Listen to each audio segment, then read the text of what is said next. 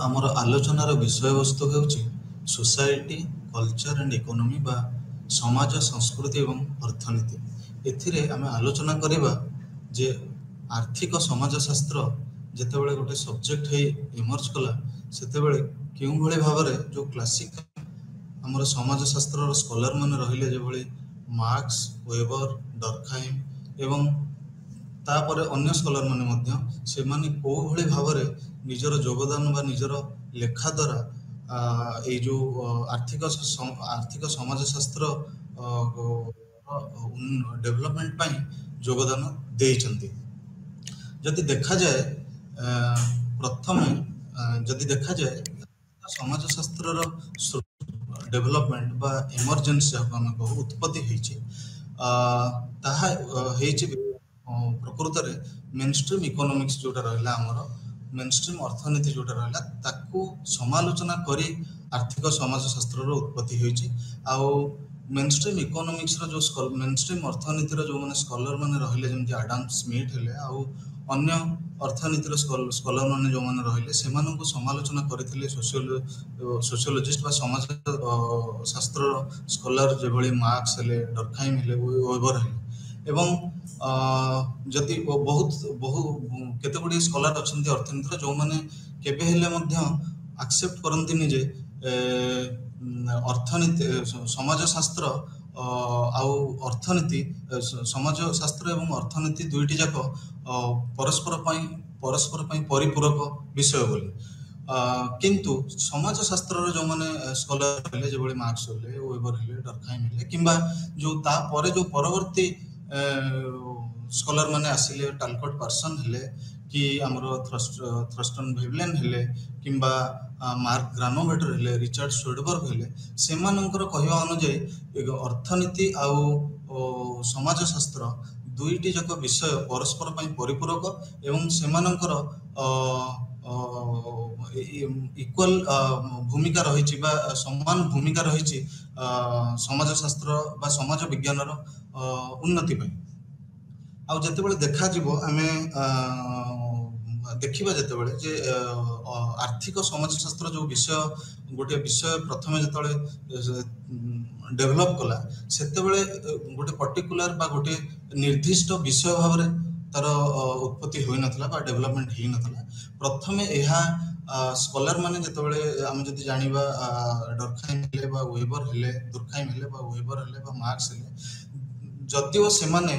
आर्थिक समाज शास्त्र बोली गोटे विषय ऊपर आलोचना करनथिले किंतु से समयर सामाजिक परिस्थिति एवं आर्थिक परिस्थिति विषय से माने पुंखानुपुंख भाबे आलोचना करथिले। एहा परे आमे जदि देखिबा एही आजर आलोचना रे आमे आलोचना करिबा जे किभଳି अर्थनीति आउ समाज शास्त्र दुई जन को पई परिपूरक एवं किभଳି जो आम रहा प्योर इकोनॉमिक्स बा संपूर्ण भाव जोटा अर्थनैतिक एनालिसिस रही सेठारे किभଳି समाज शास्त्र भूमिका बा समाज शास्त्र इंटरवेंशन जरूरी एवं जदि देखिबा आमे समाज शास्त्र स्कॉलर माने से माने कहिबा अनुसार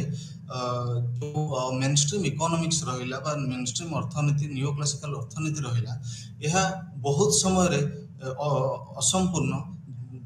कारण एथिरे जो समाज शास्त्र बा सामाजिक जो वेरिएबल्स रहिला सोशल वेरिएबल्स रहिला बा सोशल एस्पेक्ट्स रहिला ए गुडी को इंटरप्रेट होई नथिला। आउ जदि देखिबा 19 शताब्दी रो जो क्लासिकल सोशियोलॉजिस्ट रहिले बा हमर क्लासिकल समाज शास्त्र स्कॉलर माने रहिले से माने बहुत चिंतित थिले हमर जो अर्थनैतिक परिस्थिति बदलुथिबा आर्थिक परिस्थिति एवं बदलुथिबा सामाजिक परिस्थिति सही समय एंड जदि देखिबा एवं पूंजीवाद बा कैपिटलिज्म इंडस्ट्रियलाइजेशन बा शिल्पायन एवं अर्बानाइजेशन बा सहरादीकरण यही सब जो आउ टेक्नोलॉजिकल डेवलपमेंट जहाँ को आम कहू यांत्रिक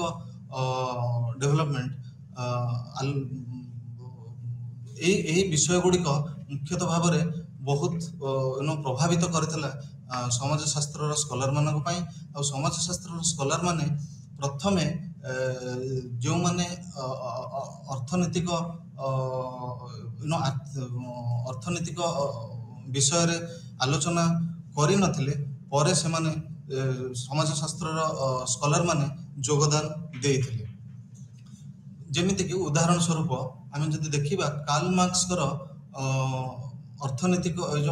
ଯୋଉ ତାଙ୍କର ଯୋଉ ଆଲୋଚନା ହେଇଥିଲା ଅର୍ଥନୀତି ଉପରେ ବା ଯୋଉ ସାମାଜିକ ପରିବର୍ତ୍ତନ ଉପରେ, ସେଥିରେ ସିଏ ଗୋଟେ ଥିଓରିଟିକାଲ ଆପ୍ରୋଚ ୟୁଜ କରିଥିଲେ, ଯାହାକୁ ଆମେ ଜାଣୁ ଯେ ମୋଡ ଅଫ ପ୍ରଡକ୍ସନ। ଆଉ ମୋଡ ଅଫ ପ୍ରଡକ୍ସନ ହେଲା ଉତ୍ପାଦନର ଯୋଉ ମାନେ ପ୍ରଣାଳୀ ଥିଲା ତାକୁ ନେଇ ସେ ଆଲୋଚନା କରିଥିଲେ। ଏବଂ ସେଠାରେ ଆମେ ଯଦି ଦେଖିବା ସିଏ କନସେପ୍ଟ ୟୁଜ କରିଥିଲେ, ଗୋଟେ ଥିଲା ମିନ୍ସ ଅଫ ପ୍ରଡକ୍ସନ ଆଉ ଗୋଟେ ଥିଲା forces of production. Means of production କାହାକୁ ନେଇ ହେଇଥିଲା ନା, ମିନ୍ସ ଅଫ ପ୍ରଡକ୍ସନ କହିଲେ ଆମେ ବୁଝୁ ଯେଭଳି ମାନେ ପୁଞ୍ଜି ହେଲା କିମ୍ବା ଯୋଉ ମେସିନାରୀ ଯନ୍ତ୍ରପାତି ହେଲା କିମ୍ବା ରିସୋର୍ସେସ୍ ହେଲା, ଏଇଗୁଡାକୁ ନେଇକିରି ଆମେ ମିନ୍ସ ଅଫ ପ୍ରଡକ୍ସନ କୁହାଯାଇଥିଲା। ଆଉ ମିନ୍ସ ଅଫ ପ୍ରଡକ୍ସନ ଯଦି ଦେଖିବା ମାର୍କ୍ସଙ୍କ କହିବା ଅନୁଯାୟୀ ଏହା ମୁଖ୍ୟତଃ ଭାବରେ ଯୋଉ ଆମର ଓନିଂ କ୍ଲାସ ଥିଲେ, ଯୋଉମାନେ ଅପର କ୍ଲାସ,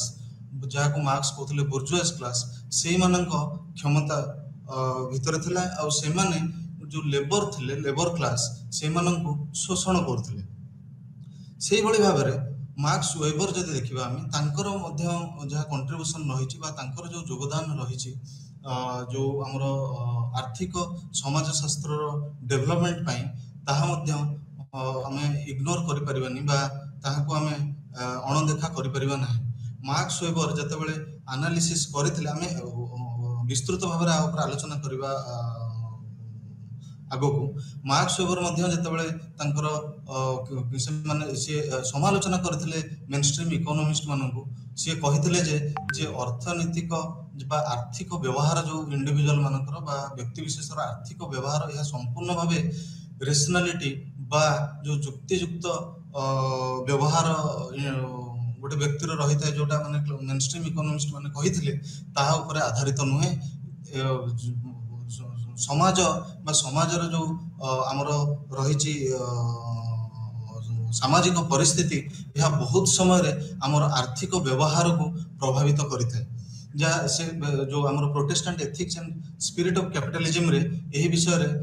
ବିସ୍ତୃତ ଭାବରେ ମାର୍କ୍ସ ୱେବର ଆଲୋଚନା କରିଥିଲେ। ଏହାପରେ ଯଦି ଆମେ ଦେଖିବା ଇମାଇଲ ଦୁର୍ଖାଇମ, ସିଏ ମଧ୍ୟ ବହୁତ ଅନେକାଂଶରେ ଆକ୍ଚୁଆଲି ଯୋଉ କ୍ଲାସିକାଲ ଅର୍ଥନୀତିର ସ୍କଲାର ମାନେ ଯୋଉମାନେ ରହିଲେ, ସେମାନଙ୍କୁ ମଧ୍ୟ ସେମାନଙ୍କର ଯୁକ୍ତିକୁ ବହୁତ ସମୟରେ ଖଣ୍ଡନ କରିଥିଲେ। ଇମାଇଲ ଡର୍ଖାଇମଙ୍କର ଯୋଉ ଥିଓରି ଥିଲା, theory of division of labour, ସିଏ ସେଇ ଥିଓରି ମାଧ୍ୟମରେ ସିଏ ସ୍କଲାର ମାନଙ୍କୁ କ୍ରିଟିସାଇଜ କରିଥିଲେ। ଏବଂ ସିଏ କହିଥିଲେ ଯେ ଯେତେବେଳେ ଆମର ସମାଜ ପରିବର୍ତ୍ତନ ହଉଛି, ଯାହା ସେ କହିଥିଲେ mechanical solidarity to organic solidarity, ଗୋଟେ ଟ୍ରାଡିସନାଲ ସୋସାଇଟି ବା ଟ୍ରାଡିସନାଲ ସମାଜରୁ ଗୋଟେ ଯେତେବେଳେ ମଡର୍ନ ବା ନୂତନ ଆମେ ଗୋଟେ ଡେଭଲପଡ ସମାଜକୁ ପରିବର୍ତ୍ତନ ହଉଛି ସମାଜ, ସେଇ ସମୟରେ ଯାହା ଇକୋନୋମିଷ୍ଟ ମାନେ ବା ରହିଲେ, ଯାହା ଅର୍ଥନୀତିଜ୍ଞ ମାନଙ୍କର ଯାହା ମତ ରହିଛି ଯେ ଇଣ୍ଡିଭିଜୁଆଲିଜିମ ବା ବ୍ୟକ୍ତିବାଦ, ଯାହା ଅର୍ଥନୀତିରେ ଗୋଟେ କମ୍ପିଟିଟିଭ ସ୍ପିରିଟ ବା ଯୋଉ ଆମେ ଯାହାକୁ ପ୍ରତିଯୋଗିତା ମନୋଭାବ ସୃଷ୍ଟି କରିଥାଏ, ତାହା ସୋସାଇଟିରେ ଡିଭିଜନ ସୃଷ୍ଟି କରିଥାଏ ବା ସମାଜରେ ଡିଭିଜନ ସୃଷ୍ଟି କରିଥାଏ। କିନ୍ତୁ ଆମେ ଯଦି ଦେଖିବା, ଡର୍ଖାଇମ କହିଥିଲେ ଯେ, ଡର୍ଖାଇମ ଏହାକୁ ଖଣ୍ଡନ କରି କହିଥିଲେ ଯେ ଏହା ସତ ଯେ ଗୋଟେ ସମାଜ ଯେତେବେଳେ ଗୋଟେ ଟ୍ରାଡିସନାଲ ସମାଜ ଗୋଟେ ମଡର୍ନ ସୋସାଇଟି ବା ମଡର୍ନ ସମାଜ ବା ଗୋଟେ ନୂତନ ସମାଜକୁ ପରିବର୍ତ୍ତନ ହଉଛି, ସେହି ସମୟରେ ଇଣ୍ଡିଭିଜୁଆଲିଟି ବ୍ୟକ୍ତିବାଦର ଡେଭଲପମେଣ୍ଟ ହଉଛି। କିନ୍ତୁ ସେ ଯୋଉ ବ୍ୟକ୍ତିବାଦର ଡେଭଲପମେଣ୍ଟ ହଉଛି, ଏହା ଅନେକାଂଶରେ ୟାକୁ ଯଦି ଆମେ ଦେଖିବା, ଏହା ସୋସିଆଲ ସଲିଡାରିଟିକୁ ମଧ୍ୟ ବଢାଉଛି। ଏହା ସତ୍ୟ ଯେ ଯାହା ଯୋଉ ପ୍ରକାରର ସୋସିଆଲ ସଲିଡାରିଟି ବା ସୋସିଆଲ ସଲିଡାରିଟି ଟ୍ରାଡିସନାଲ ସୋସାଇଟିରେ ଥିଲା, ଟ୍ରାଡିସନାଲ ସମାଜରେ ଥିଲା, ତାହା ଠୁ ବର୍ତ୍ତମାନର ଯୋଉ ନୂତନ ସୋସାଇଟିର ଯୋଉ ସୋସିଆଲ ସଲିଡାରିଟି, ଏହା ଭିନ୍ନ। କିନ୍ତୁ ଦୁର୍ଖାଇଙ୍କର କହିବାର କଥା ଯେ ଏହା ଯାହା ମେନଷ୍ଟ୍ରିମ୍ ଇକୋନୋମିକ୍ସ ବା ମେନଷ୍ଟ୍ରିମ୍ ଅର୍ଥନୀତିର ଯେଉଁ ସ୍କଲାର ମାନେ ଯାହା କହୁଛନ୍ତି ଯେ ବ୍ୟକ୍ତିବାଦ ଗୋଟେ କମ୍ପିଟେଟିଭ୍ ସ୍ପିରିଟକୁ ଜନ୍ମ ଦେଉଛି ବା ଗୋଟେ କମ୍ପିଟେଟିଭ୍ ଇଣ୍ଡିଭିଜୁଆଲିଜମକୁ ଜନ୍ମ ଦେଉଛି ଏବଂ ଏହା ଦ୍ୱାରା ସୋସାଇଟି ବା ସମାଜ ବିଭାଜିତ ହେଉଛି, ଏହା ସମ୍ପୂର୍ଣ୍ଣ ଭାବେ ସତ୍ୟ ନୁହଁ। ସେହିପରି ଆହୁରି ମଧ୍ୟ ଅନେକ ସମାଜ ବିଜ୍ଞାନ ବା ସମାଜ ଶାସ୍ତ୍ରର ଯେଉଁ ସ୍କଲାର ମାନେ ରହିଲେ ସେମାନେ ମଧ୍ୟ ସମାଜ, ସଂସ୍କୃତି ଏବଂ ଅର୍ଥନୀତି କିଭଳି ଏହି ତିନୋଟି ଯାକ ବିଷୟ ବା ତିନୋଟି ଯାକ କନସେପ୍ଟ ପରସ୍ପର ସହିତ ଜଡ଼ିତ ତା ବିଷୟରେ ବିସ୍ତୃତ ଭାବରେ ଆଲୋଚନା କରିଥିଲେ। ସେମାନଙ୍କ ମଧ୍ୟରେ ଆମେ ଯଦି ଦେଖିବା ଟାଲକଟ୍ ପାର୍ସନ୍, କାର୍ଲ ପୋଲାନି ଏବଂ ଥର୍ଷ୍ଟନ୍ ଭେଭିଲାନ୍ ଆହୁରି ମଧ୍ୟ ଅନେକ ଅଛନ୍ତି। ବର୍ତ୍ତମାନ ଆମେ ଦେଖିବା ଯେ ଇକୋନୋମିକ୍ ସୋସିଓଲୋଜି ବା ଯାହା ଆମେ କହୁ ଆର୍ଥିକ ସମାଜଶାସ୍ତ୍ର, ଏଇଟା ପ୍ରଥମେ ଗୋଟିଏ ସ୍ପେସିଆଲାଇଜ୍ଡ ବା ଗୋଟେ ନିର୍ଦ୍ଦିଷ୍ଟ ପାରାଡାଇମ୍ ବା ବିଷୟବସ୍ତୁ ହୋଇକରି ବାହାରି ନଥିଲା। କିନ୍ତୁ ଯଦି ଦେଖିବା ସମୟାନୁକ୍ରମେ ଆର୍ଥିକ ସମାଜଶାସ୍ତ୍ର ଗୋଟିଏ ବିଷୟବସ୍ତୁ ବା ମୁଖ୍ୟ ବିଷୟବସ୍ତୁ ହୋଇ ସମାଜଶାସ୍ତ୍ରରେ ଏମର୍ଜ କଲା ବା ରାଇଜ୍ କଲା ବା ଡେଭଲପ୍ କଲା ଏବଂ ସମୟାନୁକ୍ରମେ ଯଦି ଦେଖିବା ଯେଉଁ କ୍ଲାସିକାଲ ଅର୍ଥନୀତିର ସ୍କଲାର ମାନେ ଯେଉଁମାନେ ରହିଲେ, ଆଡମ୍ ସ୍ମିଥ୍ ହେଲା ଯେଉଁ କିମ୍ବା ଆମର ରିକାର୍ଡୋ ହେଲେ କିମ୍ବା ଅନ୍ୟ ଯେଉଁମାନେ ରହିଲେ, ସେମାନଙ୍କର ଯେଉଁ ଯୁକ୍ତି ଥିଲା ଯେ ମଣିଷ ବା ଗୋଟେ ବ୍ୟକ୍ତି ବିଶେଷ ସବୁବେଳେ ତାର ଆର୍ଥିକ ବ୍ୟବହାର ଯୁକ୍ତି ସମ୍ପନ୍ନ ବା ମଣିଷ ବା ଗୋଟେ ବ୍ୟକ୍ତି ସବୁବେଳେ ଯେଉଁ ମେନଷ୍ଟ୍ରିମ୍ ଅର୍ଥନୀତିର ସ୍କଲାର ମାନେ ଯେମିତି ଆଡମ୍ ସ୍ମିଥ୍ ଓ ଅନ୍ୟମାନେ କହିଥିଲେ ଯେ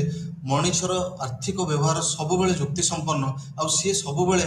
ହିସାବ କରିଥାଏ ଯେ କେତେ ଲାଭ ପାଇବ ଆଉ କ୍ଷତି ପାଇବ। ଉଦାହରଣ ସ୍ୱରୂପ ଯେଭଳି ଆମେ ବଜାରକୁ ଗଲେ ଗୋଟିଏ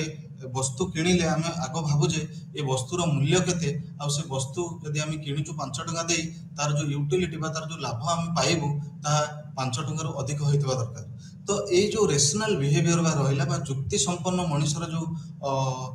ଚଏସ୍ ଯାହାକୁ କୁହାଯାଏ, ଏହାକୁ ଖଣ୍ଡନ କରିଥିଲେ ମାର୍କ୍ସ, ୱେବର ଏବଂ ଡର୍ଖାଇମ୍ ଏବଂ ସେମାନଙ୍କର କହିବା ଅନୁଯାୟୀ ଯେ ମଣିଷ ସବୁବେଳେ ଯୁକ୍ତି ସମ୍ପନ୍ନ ନୁହେଁ ବା ବ୍ୟକ୍ତି ବିଶେଷ ସବୁବେଳେ ଯୁକ୍ତି ସମ୍ପନ୍ନ ନୁହେଁ। ସେମାନେ ଯେତେବେଳେ ଗୋଟେ ଚଏସ୍ କରନ୍ତି କିମ୍ବା କୌଣସି ଗୋଟେ ପଦାର୍ଥକୁ ବାଛନ୍ତି ବା ସେମାନଙ୍କର ଯେଉଁ ଇକୋନୋମିକ୍ ଇଣ୍ଟରେଷ୍ଟ ବା ଯେଉଁ ଆମର ରହିଲା ଚାହିଦା ଯେଉଁଟା ରହିଲା ଆର୍ଥିକ ଚାହିଦା, ତାହା ସବୁବେଳେ ରେସନାଲ ନୁହେଁ ବା ଯୁକ୍ତି ସମ୍ପନ୍ନ ନୁହେଁ। ଏହା କାହା ଉପରେ ନିର୍ଭର କରେ ନା ବହୁତ ସମୟରେ ଏହା ସାମାଜିକ ପରିପ୍ରେକ୍ଷୀ ଏବଂ ସାମାଜିକ ପରିସ୍ଥିତି ଉପରେ ନିର୍ଭର କରିଥାଏ। ଏହାପରେ ଆମେ ଯିବା ମାର୍କ୍ସଙ୍କର କଣ୍ଟ୍ରିବ୍ୟୁସନ୍ ବା ମାର୍କ୍ସଙ୍କର ଯେଉଁ ଯୋଗଦାନ ରହିଛି ଆମର ଆର୍ଥିକ ସମାଜଶାସ୍ତ୍ରର ବିକାଶ ପାଇଁ ବା ଡେଭଲପମେଣ୍ଟ ପାଇଁ। ଆମେ ସମସ୍ତେ ଜାଣିଛେ ଯେ ମାର୍କ୍ସ ଇକୋନୋମିକ୍ସରେ ବା ଅର୍ଥନୀତିରେ ମଧ୍ୟ ତାଙ୍କୁ ମଧ୍ୟ ଗୋଟିଏ ସ୍କଲାର ଭାବରେ ଗଣାଯାଏ, ସୋସିଓଲୋଜିରେ ମଧ୍ୟ ତାଙ୍କୁ ଗୋଟିଏ ସ୍କଲାର ଭାବରେ ଗଣାଯାଏ ଏବଂ ହିଷ୍ଟ୍ରିରେ ମଧ୍ୟ ବା ଇତିହାସରେ ମଧ୍ୟ ତାଙ୍କୁ ଜଣେ ସ୍କଲାର ଭାବରେ ଗଣାଯାଏ। କିନ୍ତୁ ଯଦି ଦେଖାଯାଏ ମାର୍କ୍ସ ସବୁବେଳେ ଗୋଟେ ମେନଷ୍ଟ୍ରିମ୍ ଇକୋନୋମିକ୍ସ ଯେଉଁ ରହିଥିଲା ଆମର ବା ଯେଉଁ ନିଓ କ୍ଲାସିକାଲ ଅର୍ଥନୀତି ଆପ୍ରୋଚ୍ ରହିଥିଲା ଯେଉଁଟା ଦେଇଥିଲେ ମୁଖ୍ୟତଃ ଭାବରେ ଆଡମ୍ ସ୍ମିଥ୍ ଆଉ ତାଙ୍କର ଯେଉଁ ପର ଶ୍ରେଣୀର ଅର୍ଥନୀତିଜ୍ଞ ମାନେ, ସେମାନଙ୍କୁ ମାର୍କ୍ସ ବହୁତ ସମୟରେ କ୍ରିଟିସାଇଜ କରିଥିଲେ ଏବଂ ମାର୍କ୍ସଙ୍କ କହିବା ଅନୁସାରେ ଯେ ମାର୍କ୍ସ ଏଥିରେ କୌଣସି ସନ୍ଦେହ ନାହିଁ ଯେ ମାର୍କ୍ସ ମୁଖ୍ୟତଃ ମାର୍କ୍ସ ମଧ୍ୟ ନିଜର ପ୍ରାଧାନ୍ୟ ଦେଇଥିଲେ ନିଜର ଯଦି ତାଙ୍କର ଆମେ ଆନାଲିସିସ୍ ଦେଖିବା ବା ତାଙ୍କର ଯେଉଁ ଆମର ଲେଖା ଗୁଡ଼ିକ ପଢ଼ିବା କ୍ୟାପିଟାଲରେ ଆମେ ଦେଖିବା ଯେ ମାର୍କ୍ସ ମଧ୍ୟ ପ୍ରାଧାନ୍ୟ ଦେଇଥିଲେ ଇକୋନୋମିକ୍ କଣ୍ଡିସନ ବା ଯାହାକୁ କୁହାଯାଏ ଆର୍ଥିକ ପରିସ୍ଥିତି ଆଉ ତାକୁ ସେ ଇନଫ୍ରାଷ୍ଟ୍ରକ୍ଚର କହିଥିଲେ। ଆଉ ଅନ୍ୟ ଯେଉଁ ସୋସିଆଲ କଣ୍ଡିସନ୍ସ ରହିଥିଲା ବା ସାମାଜିକ ପରିସ୍ଥିତି ଆଉ ଯାହା ରହିଲା ଆମର ରାଜନୀତି ହେଲା କିମ୍ବା କଲଚର ହେଲା ଯାହାକୁ ଆମେ ସଂସ୍କୃତି କହୁ, ଏହାକୁ ସେ ଇନଫ୍ରାଷ୍ଟ୍ରକ୍ଚର ରଖିଥିଲେ ଆଉ ସେ କହୁଥିଲେ ଯେ ଅର୍ଥନୀତି ହିଁ ସୋସାଇଟି ବା ସମାଜର ମୂଳଦୁଆ କିନ୍ତୁ ସିଏ ଅନେକାଂଶରେ କହୁଥିଲେ ଯୋଉ ମୂଳଦୁଆ ଥିଲା ଅର୍ଥନୈତିକ ମୂଳଦୁଆ ଥିଲା ବା ଯୋଉ ଇକୋନୋମିକ ଇନଫ୍ରାଷ୍ଟ୍ରକ୍ଚର ଥିଲା ତାହା ସବୁବେଳେ ସୋସିଆଲ କଣ୍ଡିସନ ବା ସାମାଜିକ ପରିସ୍ଥିତି ଦ୍ୱାରା ପ୍ରଭାବିତ ହେଉଥିଲା। ମାର୍କ୍ସଙ୍କର ଯଦି ଆମେ ଦେଖିବା କନଫ୍ଲିକ୍ଟ ଥିଓରି ଯୋଉଠାରେ ସେ କହିଥିଲେ ଯେ ସବୁବେଳେ ଗୋଟିଏ ଶ୍ରେଣୀ ବିଭାଜନ କ୍ଲାସ କନଫ୍ଲିକ୍ଟ ଆଉ ଦୁଇଟି ଶ୍ରେଣୀ ମଧ୍ୟରେ ସବୁବେଳେ ଦ୍ୱନ୍ଦ୍ୱ ଲାଗି ରହିଥାଏ ଆଉ ସେଇ ଦ୍ୱନ୍ଦ୍ୱରେ ହିଁ ସାମାଜିକ ପରିବର୍ତ୍ତନ ଆସିଥାଏ ସୋସିଆଲ କନଫ୍ଲିକ୍ଟ ଯୋଉଟା ଆମେ ମାର୍କ୍ସଙ୍କର କହିଥିଲେ। ଏହା କହିବା ବେଳେ ମାର୍କ୍ସ ସମାଲୋଚନା କରିଥିଲେ ମେନଷ୍ଟ୍ରିମ୍ ଇକୋନୋମିଷ୍ଟ ମାନଙ୍କୁ ଏବଂ ବା ମେନଷ୍ଟ୍ରିମ୍ ଅର୍ଥନୀତିର ସ୍କଲାର ମାନଙ୍କୁ ଏବଂ ସେ କହିଥିଲେ ଯେ ଯୋଉ ସରପ୍ଲସ୍ ଭ୍ୟାଲୁ ଯୋଉ କନସେପ୍ଟ ସେ ଦେଇଥିଲେ ସେଠାରେ ସେ କେବଳ କହିଥିଲେ ଯେ କେବଳ ଲେବର ଏକ୍ସପ୍ଲୋଟେସନ ବା ଯୋଉ ଶ୍ରମ ଯୋଉ ଲେବର ମାନଙ୍କୁ ବା ଶ୍ରମିକ ମାନଙ୍କୁ କିଭଳି ଗୋଟେ ଇଣ୍ଡଷ୍ଟ୍ରିଆଲ ଅର୍ଗାନାଇଜେସନ ବା ଗୋଟେ କାରଖାନା ବା ଗୋଟେ ଫ୍ୟାକ୍ଟ୍ରି ଭିତରେ କିଭଳି ସେମାନଙ୍କର ଦେୟ କମ ଦେୟ ଦିଆଯାଏ ସେମାନଙ୍କୁ କେମିତି ଅଧିକ ସମୟ ଯାଏ କାମ କରାଯାଉଥିଲା ଏବଂ ଅଧିକ ସମୟ ଯାଏ କାମ କରାଯାଏ ସେ ଯୋଉ ଅଧିକ ସମୟର ଯୋଉ ଦେୟଟିକୁ ବା ସେମାନଙ୍କର ଯୋଉ ଭ୍ୟାଲୁଟାକୁ ଯୋଉଟା ଆମର କ୍ୟାପିଟାଲିଷ୍ଟ ମାନେ ବା ପୁଞ୍ଜିବାଦୀ ମାନେ ସେମାନେ କିଭଳି ନିଜେ ତାକୁ ନେଇଯାଉଥିଲେ ଏହା ଏକ ପ୍ରକାରର ଲେବର ଏକ୍ସପ୍ଲୋଟେସନ ଯାହା ସେ କହିଥିଲେ ବା ଶ୍ରମ ଲେବର ଏକ୍ସପ୍ଲୋଟେସନ ଏହା ଦ୍ୱାରା ଲେବର ଏକ୍ସପ୍ଲୋଟେସନ ହଉଥିଲା ଏବଂ ଲେବର ଏକ୍ସପ୍ଲୋଟେସନ ଗୋଟେ କ୍ଲାସ କନଫ୍ଲିକ୍ଟ ବା ସେ ଯୋଉ କହୁଥିଲେ ଯେ ଦୁଇ ଶ୍ରେଣୀ ମଧ୍ୟରେ ବିବାଦ ସୃଷ୍ଟି ହଉଥିଲା ଏବଂ ସେହି ବିବାଦରୁ ସମାଜ ପରିବର୍ତ୍ତନ ଆଡକୁ ଯାଉଥିଲା ଏବଂ ଏହାକୁ ବ୍ୟାଖ୍ୟା କରିବା ପାଇଁ ବା ତାଙ୍କର ଯଦି ଆନାଲିସିସକୁ ଆମେ ଦେଖିବା ମାର୍କ୍ସଙ୍କର ଆନାଲିସିସକୁ ଏହାକୁ ବ୍ୟାଖ୍ୟା କଲା ବେଳେ ମାର୍କ୍ସ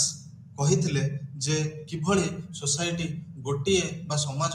ଗୋଟିଏ ଷ୍ଟେଜରୁ ଆଉ ଗୋଟିଏ ଷ୍ଟେଜକୁ ପରିବର୍ତ୍ତନ ହେଉଛି ଯେମିତି ଆମେ ଏସିଆଟିକ୍ ମୋଡ ଅଫ ପ୍ରଡକ୍ସନ ସେ କହିଥିଲେ ଫ୍ୟୁଡାଲ ମୋଡ ଅଫ ପ୍ରଡକ୍ସନ କହିଥିଲେ ତାପରେ କ୍ୟାପିଟାଲିଷ୍ଟ ମୋଡ ଅଫ ପ୍ରଡକ୍ସନ କହିଥିଲେ ଆଉ ସବୁ ସମାଜରେ ସେ କହିଥିଲେ ବା ସବୁ ସୋସାଇଟିରେ ସେ କହିଥିଲେ ଯେ ସବୁ ସମାଜରେ ଦୁଇଟି ଶ୍ରେଣୀ ରହୁଥିଲେ ଯେଭଳି କି ଆମର ଫ୍ୟୁଡାଲ ସୋସାଇଟିରେ ମାଷ୍ଟର ଆଣ୍ଡ ସର୍ଭ ରହୁଥିଲେ ଆଉ କ୍ୟାପିଟାଲିଷ୍ଟ ସୋସାଇଟିରେ ବୁର୍ଜୁଆସ ଆଉ ପ୍ରୋଲେଟାରିଏଟ ରହିଥିଲେ କିନ୍ତୁ ଏଇ ଯୋଉ ସମ୍ପର୍କଟି ଥିଲା ଏ ସମ୍ପର୍କଟି ସୋସିଆଲ କଣ୍ଡିସନ୍ସ ବା ସାମାଜିକ ପରିସ୍ଥିତି ଦ୍ୱାରା ଗଭର୍ଣ୍ଣ ହଉଥିଲା ବା ନିୟନ୍ତ୍ରିତ ହଉଥିଲା।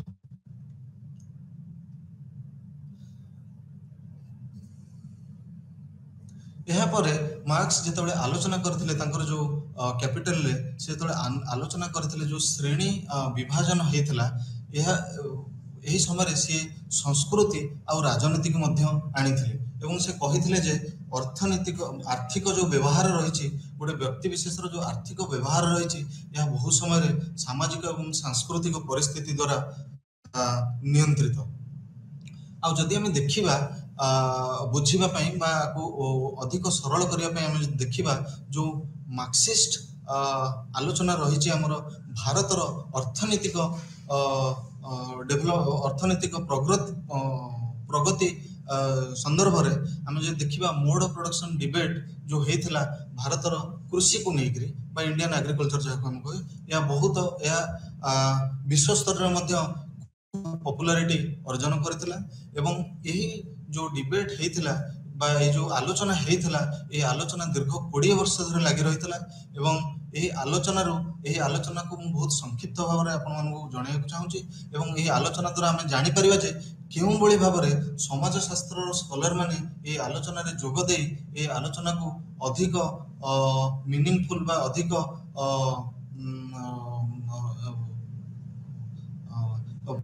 ବହୁତ ମାନେ ଇମ୍ପୋର୍ଟାଣ୍ଟ ଅଧିକ ଭାବରେ ମିନିଂଫୁଲ କରିଥିଲେ। ଯଦି ଦେଖିବା ଆମେ ମୋଡ of production debate on Indian agriculture ଏହା ଆରମ୍ଭ ହୋଇଥିଲା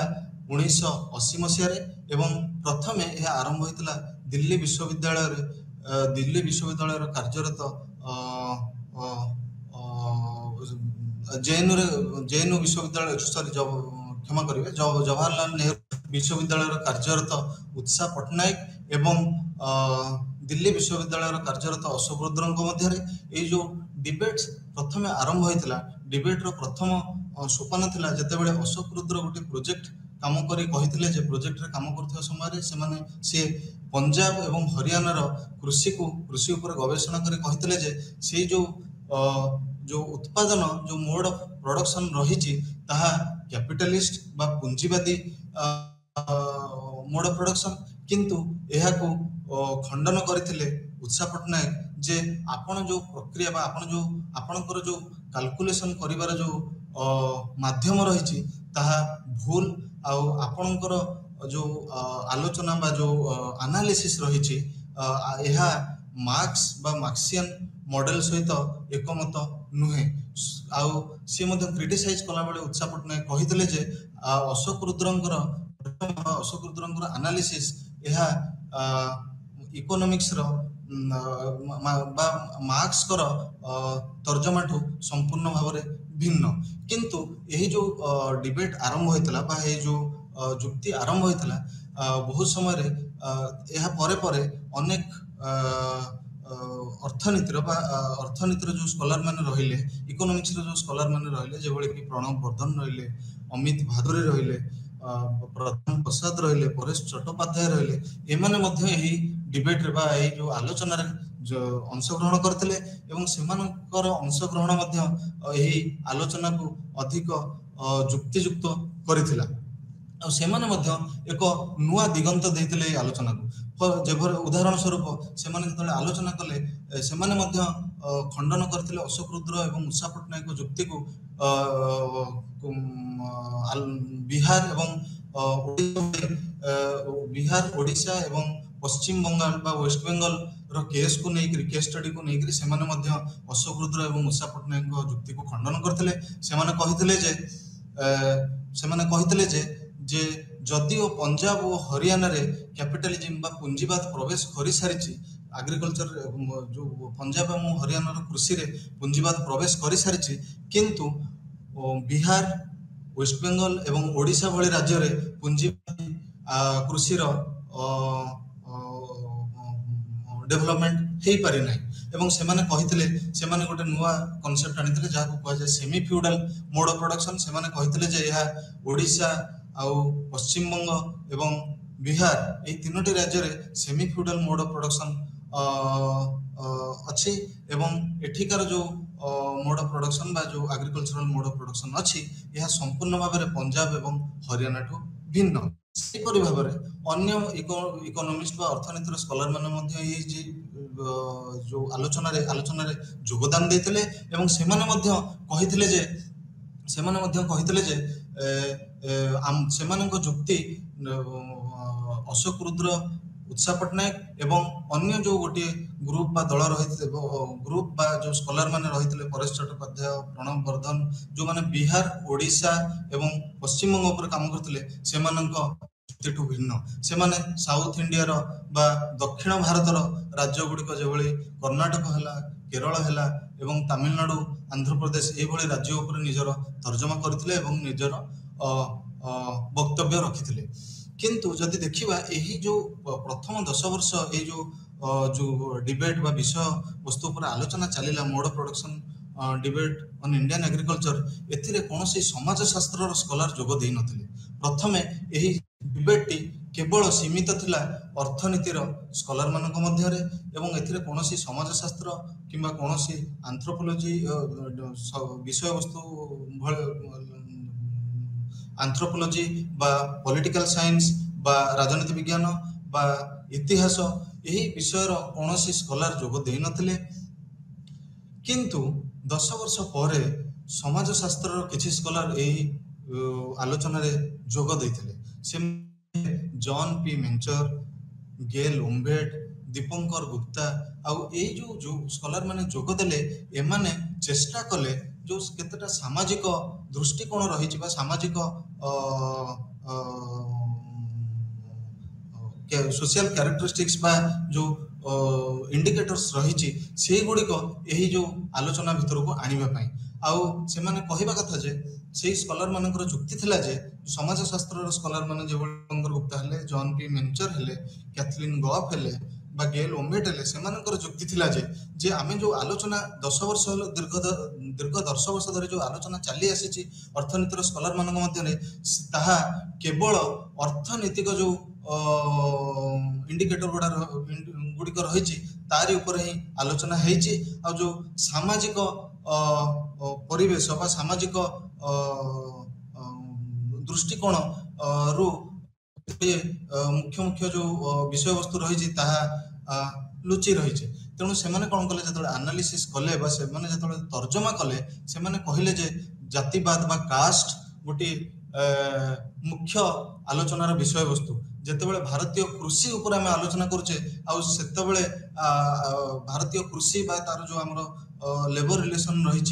जो प्रोडक्शन रिलेशन रही उत्पादन जो आम संपर्कटा रही केवल अर्थनैतिक नुहे जदि आम पुंखानुपुंख रूप आलोचना कर देखा यह बहुत समय समाजर जो परिस्थिति रही द्वारा अनुप्राणित तेणु यह आलोचना करने जो कास्ट आमर रहा कास्ट बा जातिवाद आकु नेइकरी मध्य आलोचना करथिले किंतु यह सेमानंकर योगदान यही जो आलोचना रे यही जो डिबेट टी को mode of production debate in on Indian agriculture बहुत भाव रीच करथिला लोक माने जो माने हमर विश्व स्तर जो माने स्कॉलर रहले अर्थनीतिर स्कॉलर रहंतु बा समाजशास्त्र स्कॉलर रहंतु से माने यह को अनेकांश रे प्रशंसा मध्य करथिले यह मध्य कहिथिले जे समाजशास्त्र स्कॉलर मानको योगदान एही विषय को बहुत भाव रे जो डिबेट बा ए जो आलोचना को बहुत भाव रे प्रभावित करथिला यह पर आमे जिबा मार्क्स वेबरंगर कंट्रीब्यूशन जदि आमे देखिबा यह कोनोसी जे भली भाव रे मार्क्स कर योगदान इंपोर्टेंट बा बहुत जरूरी से भली भाव रे मार्क्स वेबरंगर योगदान बा कंट्रीब्यूशन मध्य कोनोसी अंश रे कम नुहे मार्क्स वेबर जेतबेले तांकर protestant ethics and spirit of capitalism लिखिथिले सी जो आमर सामाजिक परिस्थिति सोशल इंडिकेटर्स जो सब रहिथिला बा एस्पेक्ट सब रहिथिला से गुडी को ऊपर बहुत प्राधान्य देथिले सी क्रिटिसाइज करथिले मेनस्ट्रीम अर्थनीतिर स्कॉलर मानकु बा क्लासिकल इकोनॉमिक्स रो स्कॉलर मानकु कही एहा कही कि जे आपण माने भूली जाउचंती जे सोशियोलॉजी बा आर्थिक समाजशास्त्र गोटे अम्ब्रेला लाइक सब्जेक्ट बा गोटे छता भली विषय यह बहुत गुड़िए खाली अर्थनीति नुह यह अर्थनीति यह राजनीति यह सामाजिक परिस्थिति सबको को नेकी गठित एवं ए जो संगठित ए जो विषय वस्तुटी रही इकोनॉमिक सोशियोलॉजी बा आर्थिक समाजशास्त्र जदि अनेक गुड़िए विषय को आम नेकी आलोचना करबा ताहले यार एनालिसिस बा आर जो आउटकम बाहरिबो यह अधिक मीनिंगफुल तेणु जो Protestant ethic and spirit of capitalism आम देखे एथिरे मार्क्स वेबर कहिथिले सी बहुत सामाजिक जो कंडीशंस रही सोशल कंडीशंस रही बहुत आलोचना करथिले आ से जो सामाजिक कंडीशंस रही सोशल कंडीशन रही ता भितर सबुठ इंपोर्टेंट थिला रिलीजन बा धर्म एवं से कहिथिले से विश्वर केते गुडी धर्म को नहीं आलोचना करथिले एवं से कहिथिले जे किछि धर्म बा बहुत गुडी धर्म अछि जो धर्म रे सब जो प्रिंसिपल्स रही से गुड़िक गोटे पर्टिकुलर बा गोटे निर्दिष्ट देश को आर्थिक क्षेत्र में पछुआ कर दउछे एवं किछि धर्म रही किछि देश रही जो माने गोटे गोटे निर्दिष्ट धर्म द्वारा अनुप्राणित से किछि धर्म जो भली प्रोटेस्टेंटिज्म बा प्रोटेस्टेंट धर्म प्रोटेस्टेंट एथिक्स बा जो से जो धर्मर जो केतोटी प्रिंसिपल्स रही ताहा सही धर्मर फॉलोअर मान जो माने से धर्मर से जो धर्म को जो माने फॉलो करंती से मानकर आर्थिक उन्नति रे कंट्रीब्यूट करूची किंतु से समय ए आलोचना समय रे सी मध्य केतोटी जो अन्य धर्म माने रहले प्रोटेस्टेंटिज्म को छाड़िले जो अन्य धर्म माने रहले जेमती हिंदू धर्म हला जुदाइज्म ହେଲା ବା କନଫ୍ୟୁସିଆନିଜମ ହେଲା, ଏଇ ସବୁ ଧର୍ମକୁ ୱେବର କ୍ରିଟିସାଇଜ କରିଥିଲେ ବା ସମାଲୋଚନା କରିଥିଲେ, କହିଥିଲେ ଏଇ ଯୋଉ ଧର୍ମର କିଛି ପ୍ରିନ୍ସିପଲ୍ସ ଅଛି, ଏଇ ଧର୍ମର ଯୋଉ ପ୍ରିନ୍ସିପଲ୍ସ ଗୁଡ଼ିକ ଅଛି, ସେଇ ପ୍ରିନ୍ସିପଲ ପାଇଁ ଏଇ ଧର୍ମର ଯୋଉ ଫଲୋଅର ମାନେ ରହିଲେ ବା ଏଇ ଧର୍ମର ଯୋଉମାନେ ଅନୁପ୍ରାଣିତ ସେଇମାନଙ୍କର ଆର୍ଥିକ ପରିସ୍ଥିତିରେ କୌଣସି ଉନ୍ନତି ହେଉନାହିଁ। ଆଉ ସିଏ କମ୍ପେୟାର କରିଥିଲେ ସେଇ ଧର୍ମ ମାନଙ୍କର ଯୋଉ ପ୍ରିନ୍ସିପଲ୍ସ ରହିଛି ପ୍ରୋଟେଷ୍ଟାଣ୍ଟ ଧର୍ମର ପ୍ରିନ୍ସିପଲ ସହିତ, ଏବଂ ସେ କହିଥିଲେ ପ୍ରୋଟେଷ୍ଟାଣ୍ଟ ଧର୍ମର ଯୋଉ କାଲଭିନିଜିମ ଯୋଉ ପ୍ରିନ୍ସିପଲ ରହିଛି ବା ଡକ୍ଟ୍ରିନ ରହିଛି, ଏହା କାଲଭିନିଜିମ ଦ୍ୱାରା ଅନୁପ୍ରାଣିତ ଏବଂ କର୍ମ ହିଁ ଭଗବାନ ଯୋଉ ପ୍ରିନ୍ସିପଲ ସେ କହିଥିଲେ, କର୍ମ ହିଁ ଭଗବାନ, ଏହା କେବଳ ପ୍ରୋଟେଷ୍ଟାଣ୍ଟ ମାନେ ଫଲୋ କରନ୍ତି। ଏବଂ ସେ ଯୋଉ କାଲଭିନିଷ୍ଟିକ ପ୍ରିନ୍ସିପଲ୍ସ ରହିଥିଲା, ଯେ କଠିନ ପରିଶ୍ରମ ଆଉ ଇନଭେଷ୍ଟମେଣ୍ଟ କରିବା ଆଉ ସଞ୍ଚୟ କରିବା ଆଉ ସଫଳ ହବା, ଏହା ହଉଛି ଭଗବାନଙ୍କର ଇଚ୍ଛା। ଆଉ ଜଣେ ସଫଳ ବ୍ୟକ୍ତି ହିଁ ଭଗବାନଙ୍କ ପାଖରେ ଜଲ୍ଦି ପହଞ୍ଚି ପାରିବ। ଆଉ ଗୋଟେ ସଫଳ ବ୍ୟକ୍ତି ଉପରେ ଭଗବାନ ବେଶୀ ଆର୍ଥିକ କ୍ଷେତ୍ରରେ ଯୋଉ ବ୍ୟକ୍ତିଟି ସଫଳ ତା ଉପରେ ଭଗବାନ ବେଶୀ ଖୁସି ହୁଅନ୍ତି ବା ସିଏ ଭଗବାନଙ୍କର ନିକଟତର ହେଇପାରେ। ତେଣୁ ଏଇଭଳି କେତେକ ପ୍ରିନ୍ସିପଲକୁ ନେଇ ପ୍ରୋଟେଷ୍ଟାଣ୍ଟ ରିଲିଜନ ର ଫଲୋଅର ମାନେ ସେମାନେ ଆର୍ଥିକ କ୍ଷେତ୍ରରେ ଉନ୍ନତ, କିନ୍ତୁ ଅନ୍ୟ ଯୋଉ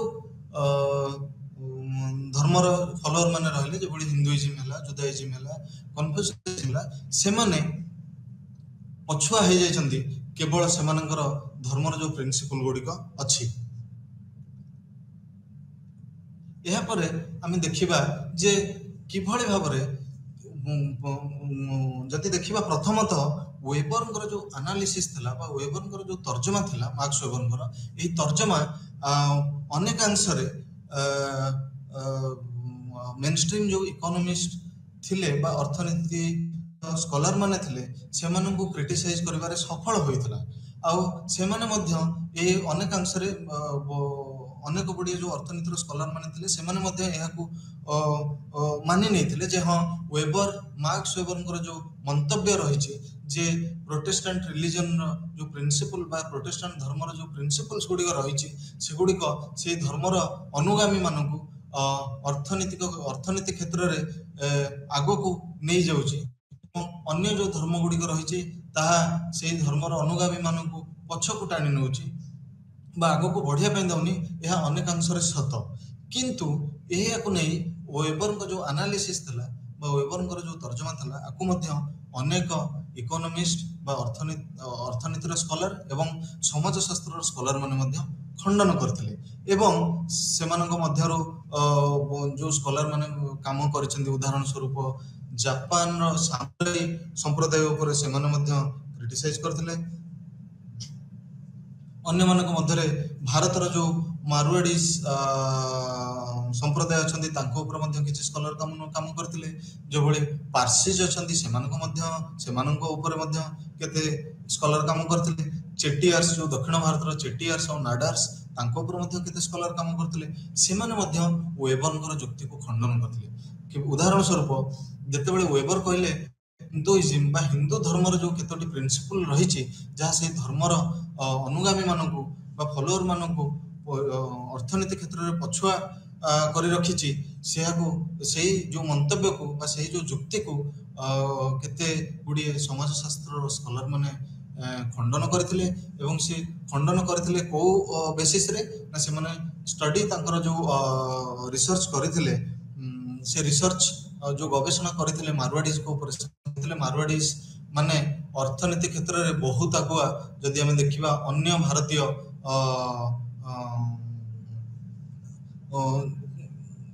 କାଷ୍ଟ ମାନଙ୍କ ମଧ୍ୟରୁ, ସେଇଭଳି ପାର୍ସିସଙ୍କ କ୍ଷେତ୍ରରେ ଯେଭଳି ଆମେ ଦେଖିବା ଟାଟା ଗ୍ରୁପ, ସମସ୍ତେ ଆମେ ଜାଣିଛନ୍ତି ରତନ ଟାଟା, ଜମସେଦଜୀ ଟାଟା, ବେସିକାଲି ସେମାନେ ହଉଛନ୍ତି ପାର୍ସି ସମ୍ପ୍ରଦାୟର। ଏବଂ ଯଦି ଦେଖିବା ସେମାନଙ୍କ ସମ୍ପ୍ରଦାୟ ମଧ୍ୟ ଅର୍ଥନୀତି କ୍ଷେତ୍ରରେ ବହୁତ ଆଗୁଆ। ତେଣୁ ଯୋଉ ସମାଜଶାସ୍ତ୍ରର ସ୍କଲାର ମାନେ ଷ୍ଟଡି କରିଥିଲେ ପାର୍ସିଙ୍କ ଉପରେ, ସେମାନେ ମଧ୍ୟ ଏକମତ ହେଲେ ଯେ ନାଇଁ, ୱେବରଙ୍କର ଯୋଉ ଯୁକ୍ତି ରହିଥିଲା ବା ଯୋଉ ତର୍ଜମା ରହିଥିଲା ଯେ ହିନ୍ଦୁ ରିଲିଜନ ବା ହିନ୍ଦୁ ଧର୍ମର ଅନୁଗାମୀ ମାନେ ଅର୍ଥନୀତି କ୍ଷେତ୍ରରେ ପଛୁଆ, କାରଣ ସେମାନଙ୍କର ଯୋଉ ଧର୍ମର କେତୋଟି ପ୍ରିନ୍ସିପଲ ରହିଛି ତାହା ସେମାନଙ୍କୁ ପଛୁଆ କରି ରଖୁଛି, ତାହା ସମୟକ୍ରମେ ଖଣ୍ଡନ ହୋଇଥିଲା ଏବଂ ଚେଟିଆର୍ସ বা ନାଡାର୍ସ ଆମେ ଆଜି ଭଳି ଦିନରେ ଆମେ ସମସ୍ତେ ଜାଣିଛେ ନାଡାର୍ସ ଗ୍ରୁପ୍ସ ଅଫ କମ୍ପାନିଜ ଆଉ ସେଇଟା ଯଦି ଦେଖିବା ଆମେ ସେ ଯୋଉ ନାଡାର୍ସ ସେମାନେ ମଧ୍ୟ ଗୋଟିଏ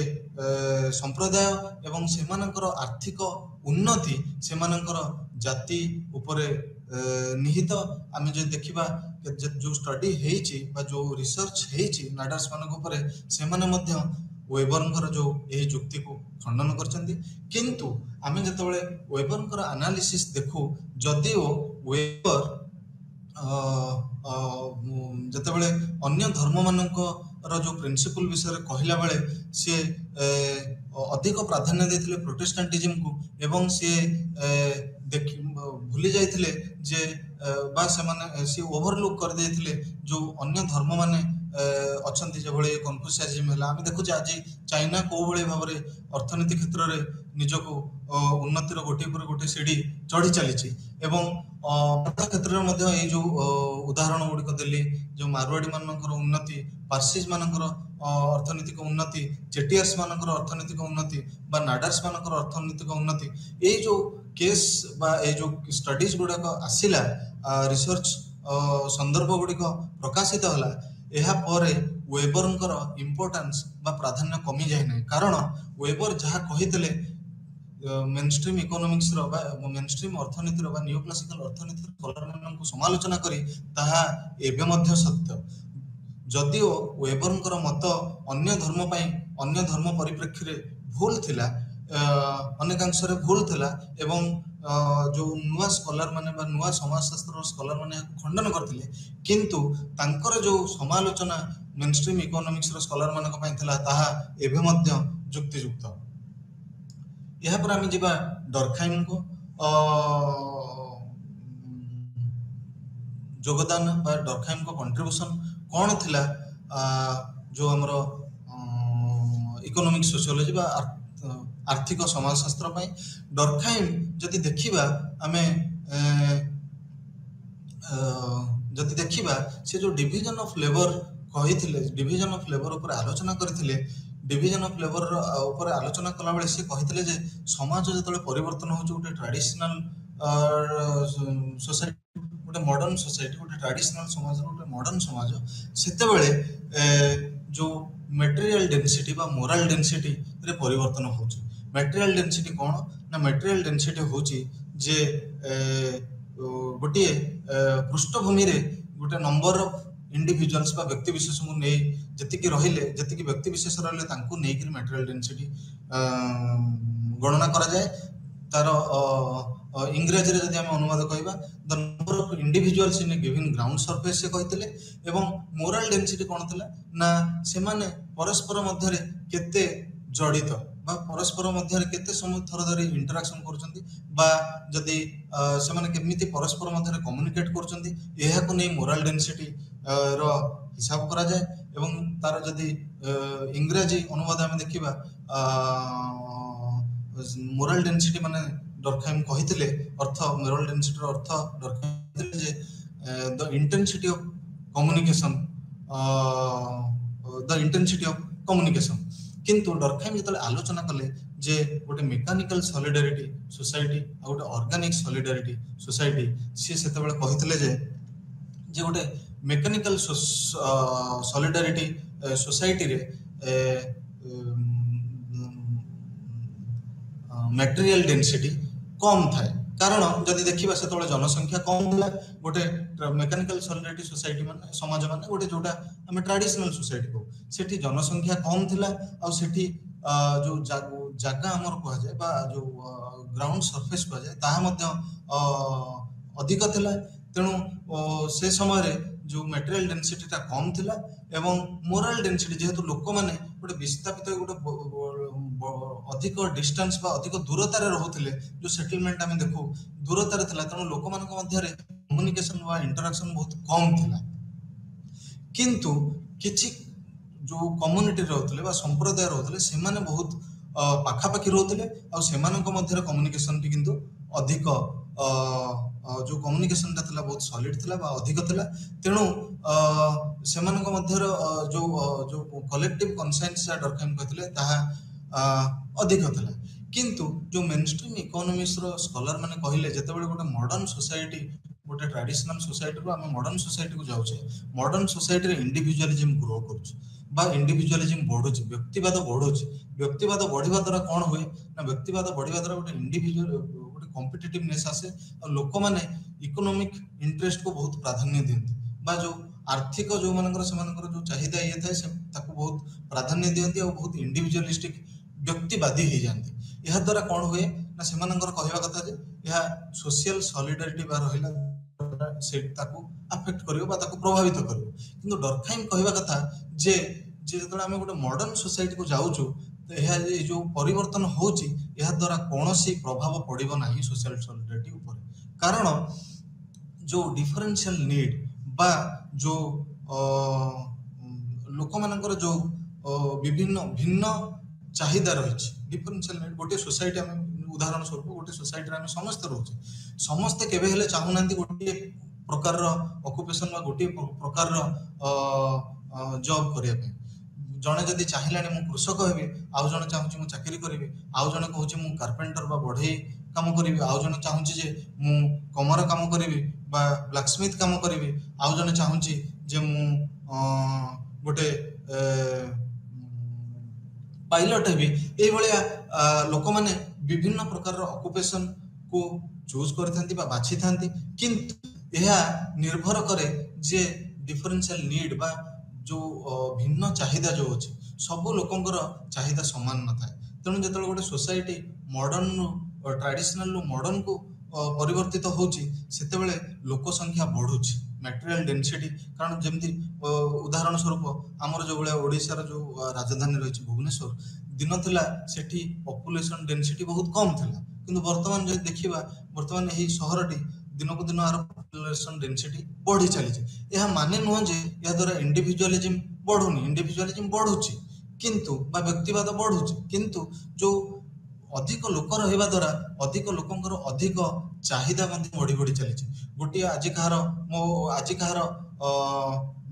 गोटे कारपेंटर बा गोटे बढ़ईर काम जदि दरकार पड़लानी काली से लोकर गोटे लॉन्ड्री वाला बा जो वाशरमैन रहले जे कपड़ा सफा करंदी तार आवश्यकता रही से लोकर पुणी नेक्स्ट डे बा ता पर दिन गोटे जो इलेक्ट्रिशियन हमर जो माने बिजुली संबंधी रिपेयरिंग काम करती से आवश्यकता रही तेणु जो डिफरेंशियल नीड रही इमाइल दुर्खाइम कहवा कथा से डिफरेंशियल नीड लोकों मध्य आत्म इंटरडिपेंडेंसी बा परस्पर पर निर्भर करिवार येटा को बढ़ई दे थाए तेणु इंटरडिपेंडेंसी बढ़ी जावा द्वारा सॉलिडारिटी बढ़ी थाए तेणु डरखाइम कहवा कथा जे जो मेनस्ट्रीम इकोनॉमिक्स रो स्कॉलर माने कहिथिले जे जो मॉडर्न ट्रेडिशनल समाज रो बा ट्रेडिशनल सोसाइटी रो मॉडर्न सोसाइटी को आम परिवर्तन होचो सेते बेले हमर सॉलिडारिटी जोटा जो इंडिविजुअलिज्म बा व्यक्तिवाद जो आम सॉलिडारिटी टा कमी जीवो बा व्यक्तिवाद द्वारा यह प्रभावित होबो यह डरखाइम खंडन करथिले एवं से जो खंडन करथिले ताको विभिन्न प्रकार जो सामाजिक परिस्थिति को नहीं करी से आलोचना से संदर्भ रे करथिले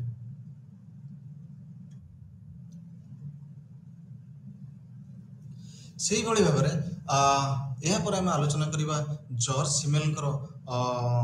योगदान बा कंट्रीब्यूशन जो आर्थिक समाजशास्त्र उपरे देखिबा जे फिलोसफी ऑफ मनी जो जॉर्ज सिमेलकर थिला से फिलोसफी ऑफ मनी रे से पुंखानुपुंख भाव आलोचना करथिले जे मनी बा टंका जो आसिला टंका सोसाइटी को आसीबा द्वारा किभଳି भाबरे जो व्यक्ति विशेष माने रहिले सेमानंकर परिवर्तन होइतला एवं सामाजिक परिवर्तन होइतला एवं सामाजिक परिवर्तन क्षेत्र रे से कोन कहितले से कहितले जे पैसा आसीबा द्वारा गोटे जो लिबर्टी रहिछि बा जो हमरो फ्रीडम रहिछि बा स्वाधीनता रहिछि आहा परिवर्तित होइतला लोक माने जो स्वाधीनता रहितला सिलेक्ट करिवार बा बाछिबार विभिन्न जो गोटे फॉर एग्जांपल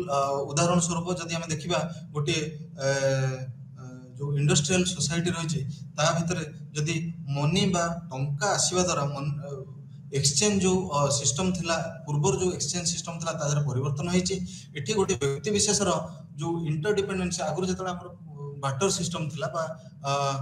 जो एक्सचेंज सिस्टम थिला आगुर गुड्स अगेंस्ट गुड थिला गोटे आपण वस्तु दउथिले गोटे वस्तु आणुथिले ता बदल रे या द्वारा कोन होतला ना जे गोटे वस्तु जो व्यक्ति विशेष जे प्रोड्यूस करथला बा उत्पादन करथला ता ऊपर अन्य व्यक्ति विशेष जनक से निर्भर करूला एवं से जो निर्भर करूला से बाउंड थिला निर्भर करिया पय कारण से जो वस्तुटी आउ के उत्पादन करूनथिले किबा बहुत कम लोग उत्पादन करूथिले किंतु जतरा मनी आसिला बा टंका आसिला या द्वारा जो एक्सचेंज सिस्टम थिला एतरे परिवर्तन हेतला आउ जो व्यक्ति विशेष थिले सेमानक मध्य रे गोटे स्वाधीनता आसीतला स्वाधीनता का कोन पय आसीतला ना सेमानक पाखरे गोटे फ्रीडम ऑफ चॉइस थिला बा सेमानक पाखरे गोटे जिंस बाछिबार स्वाधीनता थिला जे टंका धरी जने बाजार को जाउची आ से बाछुची मु ए जिंसटा नेबी से जिंसटा नेबी ए दुकान नेबी नले से दुकान नेबी किंतु जेतबेले बाटर अर्लियर सोसाइटी रे बा पूर्व समाज रे जो ट्रेडिशनल सोसाइटी रे सेतबेले गोटे लोक बाध्य थिला गोटे जिंस किनिया पय हेले बा गोटे जिंस पाया पय हेले से लोक पाखु जीवा पय जो लोक से जिनसटी उत्पादन करथला किंतु वर्तमान जो मनी आसी जिबा द्वारा बा टंकार आसी जिबा द्वारा चलनी द्वारा बाजार रे वर्तमान से बा मार्केट रे से लोक पाखरे बा व्यक्ति पाखरे गोटे फ्रीडम ऑफ चॉइस रही एवं जो फ्रीडम ऑफ कंजम्पशन बा जो उपभोग करिबार मध्य ता पाखरे चॉइस रही बा तार सी वर्तमान गोटे व्यक्ति विशेष निजे चूज कर पारुछि कोन खाइबो कोन पीबो किबा कोन पिंधिबो एया संभव होइछि केवल टंकार प्रचलन द्वारा सेही परि वर्तमान आमे देखिबा थ्रस्टन वेवलिन जे जने स्कॉलर जे सी एही थ्रस्टन वेवलिन सी अवदान जो आर्थिक समाज शास्त्र डेवलपमेंट रे कोनोसी दिगरु अणदेखा करि हो नै जदि देखिबा वेवलिन कर गोटे थ्योरी ऑफ लीजर क्लास तला और सी सेतिरे बहुत उपयोगी कथा कहथिले जो भलिया माने आमे देखिबा जे ग्रामीण सोसाइटी रे जदि देखा जाए जे लीजर बा जो आमे जो कहो जो गोटे लोक जो रिक्रिएशनल एक्टिविटीज बा जो आमोद प्रमोद गोटे लोक जतबे श्रम करिके से केवल लीजर टाइम तार स्पेंड करूछि ता ऊपर आलोचना करथिले किंतु से सेटारे क्रिटिसाइज करथिले बा समालोचना करथिले मेन स्ट्रीम इकोनॉमिस्ट मानको बा अर्थनीतिर स्कॉलर मानको कहिथिले जे जो लीजर गोटे इकोनॉमिक कांसेप्ट एहा को हमें जदी हमें पुंखानुपुंख आलोचना करवा देखिबा जे एथिरे बहुत सामाजिक यह जो लीजर रही जो लीज कॉन्सेप्ट रही जो विषय वस्तु रही एथिरे बहुत गुडी सामाजिक परिस्थिति प्रभाव रही यह नहीं से आलोचना करते जदि हम थ्योरी ऑफ लीजर क्लास बही पढ़ा आम देखा से किसी एग्जांपल बा से किसी उदाहरण देते जमी बहुत क्षेत्र में देखा जाए जेतबेले आमे जोटी 10 टंकार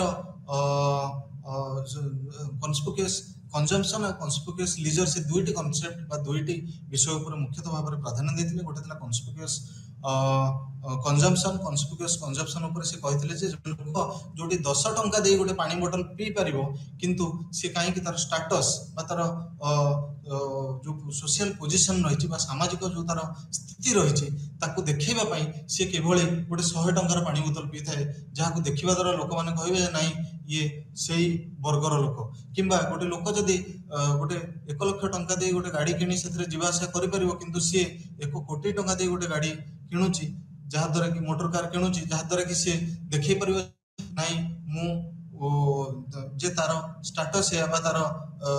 सोशल पोजीशन है बा तार सामाजिक स्थिति है आ कन्स्पिक्यूअस लीजर गोटे कहितले कांसेप्ट जोटा वेवलिन जोटा कि से क्रिटिसाइज करथिले जे इकोनॉमिक्स सब बेले गोटे व्यक्ति विशेष से रेशनल नुहे कहीं रेशनल नुहे ना मनीष तार सामाजिक स्थिति को देखैबा पई अन्य मानक आगे बेले बेले जो तार आर्थिक व्यवहार देखै थाए बा तार जो सामाजिक व्यवहार देखै आर्थिक परिस्थिति को नै करी ताहा बहुत माने जानिबार कथा तेणु से कहितले जेमिति कि हमर पुराना जो जमींदारी सिस्टम रे जमींदार माने किभଳି भाव रे तांकर समय गुडाक जेबडी गीता ଭାଗବତ ବା ପୁରାଣ ପଢ଼ି ଶୁଣି ସମୟ ଗୁଡ଼ିକ ବ୍ୟତିବ୍ୟକ୍ତ କରୁଥିଲେ ଏବଂ ସେମାନେ କିଭଳି କହୁଥିଲେ, ସେମାନେ କିଭଳି ଯେଉଁ ପବ୍ଲିକ୍ ପ୍ଲେସ୍ ଥିଲା ଯେଉଁଠି ଅଧିକ ଲୋକ ରୁହନ୍ତି ସେମାନେ କିଭଳି କୁହନ୍ତି ଯେ ମୁଁ ଆଜି ଦିନଟା ମୋର ଏଇଭଳି ଭାବରେ ଏବଂ ଯଦି ଦେଖାଯାଏ ଏହି କ୍ଷେତ୍ରରେ ଲିଜର କନସ୍ପିକୁଅସ୍ କନଜମ୍ପସନ୍ ବା କନସ୍ପିକୁଅସ୍ ଲିଜର ଯେଉଁ କନସେପ୍ଟ ଦୁଇଟା ୟୁଜ୍ କରିଥିଲେ, ତାଙ୍କର ଯେଉଁ ବହି ଥିଲା ଦ ଥିଓରି ଅଫ୍ ଲିଜର କ୍ଲାସ୍, ଭେଭଲିନ୍ଙ୍କର ଅବଦାନ ମଧ୍ୟ କମ୍ ନୁହେଁ ଯେଉଁ ଆମର ଆର୍ଥିକ ସମାଜଶାସ୍ତ୍ରର ବିକାଶ କ୍ଷେତ୍ରରେ। ଏହାପରେ ଆମେ ଯିବା କାଲକଟ ପାର୍ସନ ଆଉ ସ୍ମେଲଜରଙ୍କର ଅବଦାନ। ଯଦି ଦେଖିବା ଇକୋନୋମି ଆଣ୍ଡ ସୋସାଇଟି ଯେଉଁ ବହିଟି ପବ୍ଲିଶ କରିଥିଲେ ପାର୍ସନ ଲେଖିଥିଲେ ପାର୍ସନ ଆଣ୍ଡ ସ୍ମେଲଜର 1956ରେ, ସେ କହିଥିଲେ ଯେ ସୋସିଓଲୋଜି ବା ସମାଜଶାସ୍ତ୍ର ଏବଂ ଅର୍ଥନୀତି ଏଇ ଦୁଇଟି ବିଷୟ ପରସ୍ପର ପାଇଁ ପରିପୂରକ ଏବଂ ଯଦି ଆମେ ସମାଜର ଯେଉଁ ସ୍ଥିତି ଅଛି ତାକୁ ବୁଝିବାକୁ ଚାହୁଁଛୁ ତାହେଲେ ଏଇ ଦୁଇଟି ବିଷୟକୁ ନେଇକିରି ଆମେ କମ୍ବାଇନ୍ କରିକିରି ବା ଏକା ଭାବରେ ନେଇକିରି ଯଦି ଆମେ ସାମାଜିକ ପରିସ୍ଥିତିକୁ ବୁଝିବା ତାହେଲେ ଆମେ ସୋସାଇଟି ବା ସମାଜକୁ ଭଲ ଭାବରେ ବୁଝିପାରିବା। ଆମେ ଯଦି ଦେଖିବା ପାର୍ସନଙ୍କର ଯେଉଁ ଆଜିଲ୍ ଥିଓରି ମଧ୍ୟ ଥିଲା ଆଡପ୍ଟେସନ୍, goal attainment, integration and latency, ସିଏ ମଧ୍ୟ ଅର୍ଥନୀତି ସହିତ ଅନ୍ୟ ଯେଉଁ ସିଷ୍ଟମ ଗୁଡ଼ା ରହିଥିଲା ଆମର ରାଜନୀତି, ପଲିଟି, କଲଚର, ସଂସ୍କୃତି ଆଉ ସୋସାଇଟି, ଏ ସବୁ ଗୁଡ଼ିକ କିଭଳି ସେ ଆଲୋଚନା କରିଥିଲେ ଏବଂ ସେ କହିଥିଲେ ଯେ ଇକୋନୋମି ଗୋଟେ ସବ୍ ସିଷ୍ଟମ ଆଉ ଅନ୍ୟ ଯେଉଁ ତିନୋଟି ସବ୍ ସିଷ୍ଟମ ଥିଲା polity, integrative sub system and the cultural ବା ସାଂସ୍କୃତିକ ମୋଟିଭେସନାଲ ସବ୍ ସିଷ୍ଟମ। ଏହାପରେ ଯଦି ଆମେ ଦେଖିବା ଯେ ଅର୍ଥନୈତିକ ଯେଉଁ ଡେଭଲପମେଣ୍ଟ ହେଇଛି ବା ଯେଉଁ ଆମର ଅର୍ଥନୈତିକ ଡେଭଲପମେଣ୍ଟ ବିଶ୍ୱ ସ୍ତରରେ ହେଇଛି, ଯଦି ଆମେ ଦେଖିବା ଏହାକୁ ନେଇ ବହୁତ ଆଲୋଚନା ହେଇଛି, ବହୁତ ଡିବେଟ୍ ହେଇଛି। ଏଥିରେ ସୋସିଓଲୋଜିଷ୍ଟ ବା ସମାଜଶାସ୍ତ୍ରର ସ୍କଲାର ମାନଙ୍କର କେତେ ଦୂର ଯୋଗଦାନ ରହିଛି ଏହା ଆମେ ସଂକ୍ଷେପରେ ଆଲୋଚନା କରିବା। ଆମେ ସମସ୍ତେ ଅଳ୍ପ ବହୁତ ଆମେ ଜାଣିଛେ ଯେ ମୁଖ୍ୟତଃ ତିନୋଟି ଥିଓରି ଅଛି ଯାହା ଆମର ଡେଭଲପମେଣ୍ଟ, ଇକୋନୋମିକ ଡେଭଲପମେଣ୍ଟକୁ ନେଇକରି ଆଲୋଚନା କରିଛି। ସେ ଥିଓରି ଗୁଡ଼ିକ ହେଲା, ଗୋଟିଏ ହେଲା ମଡର୍ଣ୍ଣାଇଜେସନ ଥିଓରି, ଗୋଟେ ଥିଲା ଡିପେଣ୍ଡେନ୍ସ ଥିଓରି ଏବଂ ଗୋଟେ ଥିଲା ୱାର୍ଲଡ ସିଷ୍ଟମ ଥିଓରି। ଯଦି ଦେଖିବା ଆମେ ମଡର୍ଣ୍ଣାଇଜେସନ ଥିଓରି ଏମର୍ଜ କଲା ବା 1950ରେ ଏବଂ 1950ରେ ଯେତେବେଳେ ଏମର୍ଜ କଲା, ଏହା ଏମର୍ଜ କଲା ୟୁନାଇଟେଡ୍ ଷ୍ଟେଟ୍ସ ଅଫ୍ ଆମେରିକା ବା ଯୁକ୍ତରାଷ୍ଟ୍ର ଆମେରିକାରୁ ଏବଂ ଏଠି ସ୍କଲାର ମାନେ ଯେଉଁମାନେ ଥିଲେ, ଏଇ ସ୍କୁଲର ସ୍କଲାର ମାନେ ଯେଉଁମାନେ ଥିଲେ, ମୁଖ୍ୟତଃ ଆମେ ଯଦି ଦେଖିବା ରସ୍ତୋ ଥିଲେ ଆଉ ଥିଲେ ଯେଉଁ ଆମର ଆଲେକ୍ସ ଇଙ୍କଲ୍ସ ଥିଲେ ଏବଂ ଏହାପରେ ମଧ୍ୟ ଅନେକ ଗୁଡ଼ିଏ ସ୍କଲାର ମଧ୍ୟ ଯୋଗ ଦେଇଥିଲେ ଏହା ବିଷୟରେ ଆଲୋଚନା କରିବା ପାଇଁ। ଏବଂ ମଡର୍ଣ୍ଣାଇଜେସନ ଥିଓରି ଯଦି ଆମେ ଦେଖିବା, ମଡର୍ଣ୍ଣାଇଜେସନ ଥିଓରି ପ୍ରଥମେ ଯେଉଁ ଆମର ରସ୍ତୋ ଆସିଥିଲେ ସେ ଆଲୋଚନା କରିଥିଲେ ଯେଭଳି ଗୋଟେ ଉଡ଼ାଜାହାଜ ବା ଗୋଟେ ଏରୋପ୍ଲେନ ବା ଗୋଟେ ଫ୍ଲାଇଟ୍ ଯେଭଳି ଟେକ୍ ଅଫ୍ ନେଉଛି ଡିଫରେଣ୍ଟ ଷ୍ଟେଜରେ, ପ୍ରଥମେ କିଭଳି ତାହା ଭୂମିରେ ସ୍ଥିର ରହିଛି, ତାପରେ କିଭଳି ସେ ରନୱେରେ ଯାଉଛି ଏବଂ ତାପରେ କେମିତି ଟେକ୍ ଅଫ୍ ନେଉଛି ଏବଂ ସେଇଭଳି ସେ ଅର୍ଥନୈତିକ ଯେଉଁ ପରିସ୍ଥିତି ରହିଛି ଗୋଟେ ଦେଶର ତାକୁ ସେ କମ୍ପେୟାର କରିଥିଲେ ଏବଂ ସେ ବିଶ୍ୱ ଦେଶକୁ ନେଇକରି ସେ ଯେଉଁ ମଡେଲ ଥିଲା ତାଙ୍କର 5ଟି ଷ୍ଟେଜରେ ପ୍ରତ୍ୟେକ ଦେଶର ଅର୍ଥନୀତି କୁ ସେ କ୍ଲାସିଫାଏ କରିଥିଲେ ଏବଂ ସେ କହିଥିଲେ ଯେ ଆମେରିକା, ବ୍ରିଟେନ ଏଇ ସବୁ କଣ୍ଟ୍ରି ଗୁଡ଼ାକ ଯେଉଁଗୁଡ଼ା ରହିଲେ ଏମାନେ ସବୁ ଯାଇ ଗୋଟେ ଲାଷ୍ଟ ଷ୍ଟେଜର ଡେଭଲପମେଣ୍ଟରେ ଯାଇ ପହଞ୍ଚିଛନ୍ତି, କିନ୍ତୁ ଯେଉଁ ବ୍ୟାକୱାର୍ଡ କଣ୍ଟ୍ରିଜ ଗୁଡ଼ା ରହିଲେ ଆମର ଯେଉଁଗୁଡ଼ାକ ଆମର ସେତେବେଳେ ଯେଉଁ ଅନୁନ୍ନତ ଦେଶମାନେ ଥିଲେ, ଭାରତ ହେଲା, ପାକିସ୍ତାନ ହେଲା, ବାଂଲାଦେଶ ହେଲା, ଇଭିନ୍ ସେ ସେତେବେଳେ ଚାଇନାକୁ ମଧ୍ୟ କମ୍ପେୟାର କରିଥିଲେ ଯେ କହିଥିଲେ ସେହି ଦେଶ ଗୁଡ଼ିକ ଏପର୍ଯ୍ୟନ୍ତ ବି ବିକାଶର ଶେଷ ଭାଗରେ ପହଞ୍ଚି ପାରିନାହାନ୍ତି ଏବଂ ସେ ବିଭିନ୍ନ ଦେଶକୁ ବିଭିନ୍ନ ଷ୍ଟେଜରେ ଆକ୍ଚୁଆଲି ଆନାଲିସିସ୍ କରିଥିଲେ। ଏହାପରେ ଆସିଥିଲେ ଆଲେକ୍ସ ଇଙ୍କଲ୍ସ ଯିଏକି ଯେଉଁ ଆମର how to make A man modern, ଗୋଟେ ବ୍ୟକ୍ତିକୁ ଆମେ କିଭଳି ଭାବରେ ମଡର୍ଣ୍ଣ ବା ଆଧୁନିକ ଭାବରେ କରିପାରିବା ଏହାକୁ ନେଇ ମଧ୍ୟ ତର୍ଜମା କରିଥିଲେ। ଏହାପରେ ସେ କହିଥିଲେ ଯେ କେତେ ଆଧୁନିକ ଗୋଟେ ବ୍ୟକ୍ତି ବିଶେଷକୁ ଆଧୁନିକ ହବାକୁ ହେଲେ କେତେଟା ତାର କ୍ୟାରେକ୍ଟରିଷ୍ଟିକ୍ସ ରହିବା ଦରକାର ଆଉ ସିଏ ମଧ୍ୟ ଏହାକୁ ନେଇକରି ଗୋଟେ କମ୍ପାରିଜନ କରିଥିଲେ। ଯେଉଁ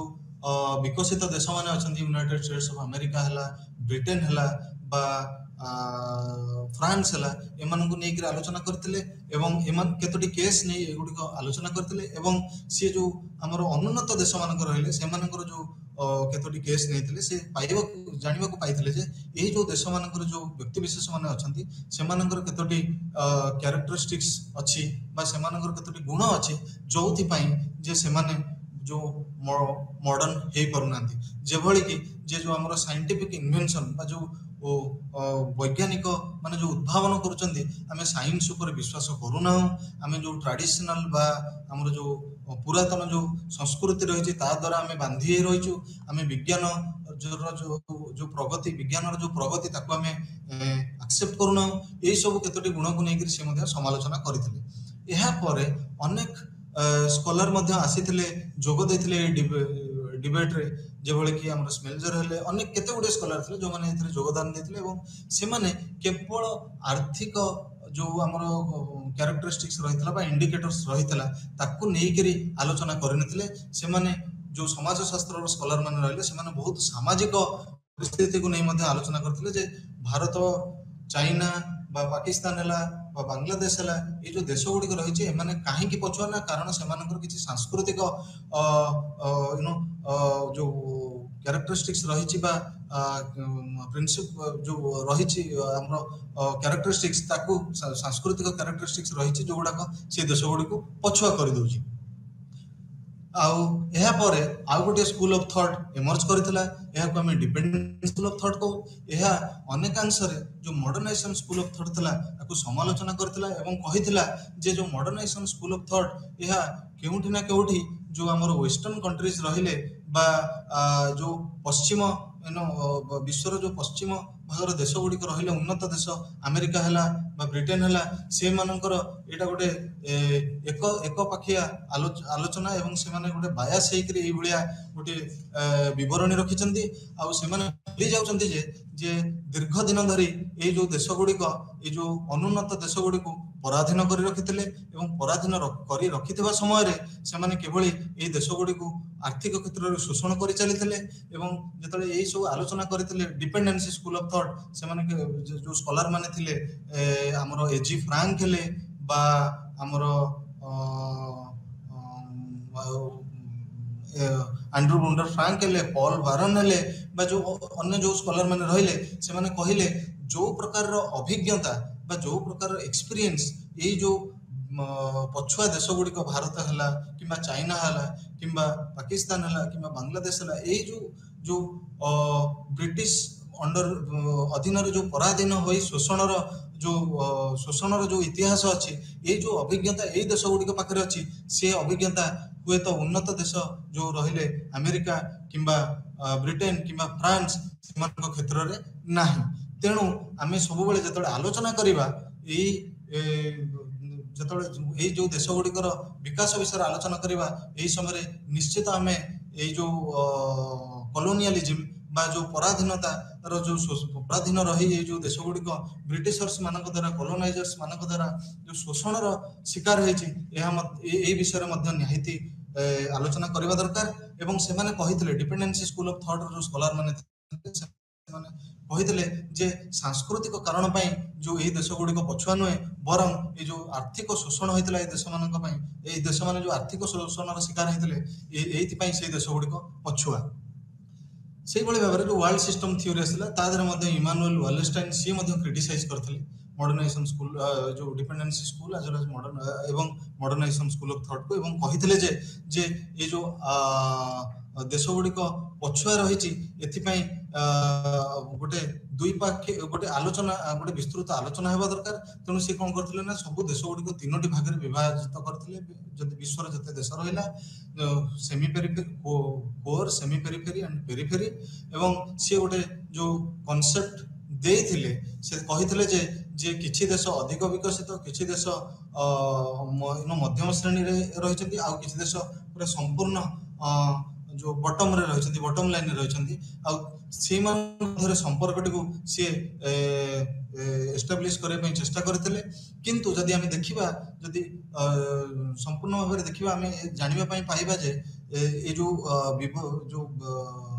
डिबेट हेतिला बा जो आलोचना हेतिला मॉडर्नाइजेशन स्कूल ऑफ थॉट हो बा डिपेंडेंस स्कूल ऑफ थॉट हो बा world system school of thought हो एथिरे समाज शास्त्र समाज शास्त्र स्कॉलर माने अनेक अंशरे योगदान देथिले एवं सेमानंकर जो योगदान थला यह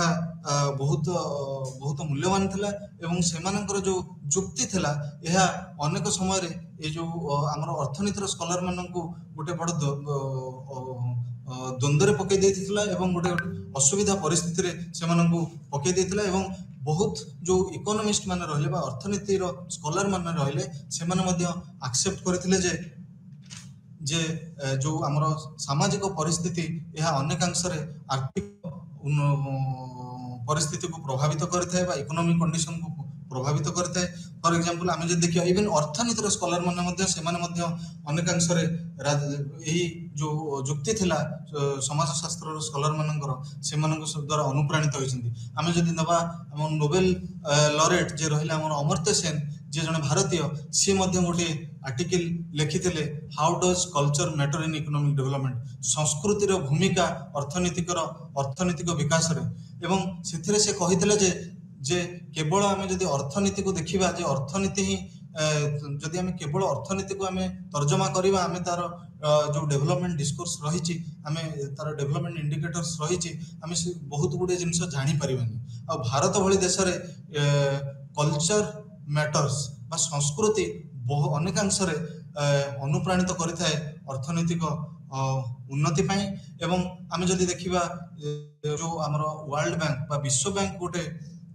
बही प्रकाशित करथिला जे बही प्रकाशित करथिला जोथरे बहुत अर्थनीतिर स्कॉलर एवं बहुत समाज शास्त्र स्कॉलर जो कंट्रीब्यूट करथिले सेमानकर रिसर्च वर्क बा रिसर्च काम एवं सेथिरे देखा जायतिला समाज शास्त्र जो स्कॉलर अछंती हमर अर्जुन आपादुराई सी मध्य किभଳି जो मेनस्ट्रीम अर्थनीतिर स्कॉलर को मध्य क्रिटिसाइज करथिले एवं तेमानको जुक्ति को किभଳି खंडन करथिले जे जो सेमानकर तांकर जो कामटी थिला द कैपेसिटी टू एस्पायर सेठरे मध्य से कहिथिले जे एस्पिरेशन बा जने जेतले भाबुचे जे मु आगो को एई ऑक्युपेशन चूज करिवि बा एई जॉब चूज करिवि एई काम करिवि सेतले केवळ तार जो सामाजिक परिस्थिति सोशल बैकग्राउंड को भଳି भाबरे प्रभावित करिथाय ए जो उदाहरण देवा बेले सी कंपेयर करथिले गोटे सहर जनसंख्या एवं गोटे ग्रामीण जनसंख्या एवं सेठिकार जो लोक मानकर जो एस्पिरेशन रही सेठिकार लोकंकर जो भविष्य को नहीं जो एस्पिरेशन रही से गुड़ी किभଳି भाबरे समाजर परिस्थिति बा एक्जिस्टिंग सोशल कंडीशंस जो रही हमर समाजर जो परिस्थिति उपरे किभଳି भाबे निर्भरयोग्य ता उपरे पुंखानुपुंख भाबे आलोचना करते एवं ए जो आमे आजिर जो आलोचना कले से आलोचना चक्र रे आमे एया जानिया पे पाइले जे जो हमर आर्थिक समाज शास्त्र जो एमर्जेंस हेछि बा जो ग्रोथ हेछि बा डेवलपमेंट हेछि एहा अनेक अंशरे आरंभ होइछि हमर जो क्लासिकल सोशियोलॉजिस्ट बा क्लासिकल समाज शास्त्र जो स्कॉलर मन रहले मार्क्स वेबर डर्कहाइम एमानकर कंट्रीब्यूशन ही आरंभ होइछि बा एमानकर योगदान ही आरंभ होइछि जदिओ सेमाने डायरेक्टली इकोनॉमिक सोशियोलॉजी बा आर्थिक समाज शास्त्र बोली गोटे विषय ऊपर किछि आलोचना करि नथिले किंतु सेमानकर जो आलोचना थला से समयर सामाजिक परिवर्तन ऊपर या कोठी ना कोठी ये समाज सहित जड़ित थिला।